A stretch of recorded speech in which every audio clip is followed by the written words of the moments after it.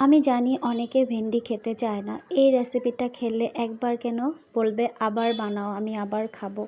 নিরামিষ হতে পারে, অনেকে ভালো লাগে। সিম্পল, বেশি কিছু একদম লাগবে না। আমি সত্যি বলেছি তোমাদেরকে। আমি জানি অনেকে ভেন্ডিটাকে আগে ধুয়ে তারপর কাটে, আর অনেক আছে জানে না, তাদের জন্য আমি বলছি ভেন্ডিটাকে আগে ধুয়ে তারপর কাটতে হয়।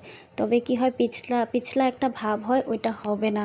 তার জন্য পরে কেটে নিতে হয়। আর কড়াইতে আমি তেল গরম হতে দিয়ে দিয়েছিলাম, ওর মধ্যে পানমুড়ি আর মেথি সম্বার দিয়ে কেটে রাখা ভেন্ডি অ্যাড করে থেতো করে রাখা আদা দিয়েছি, দিয়ে ভালো মতো হলুদ নুন দিয়ে ভেজে নিয়েছি।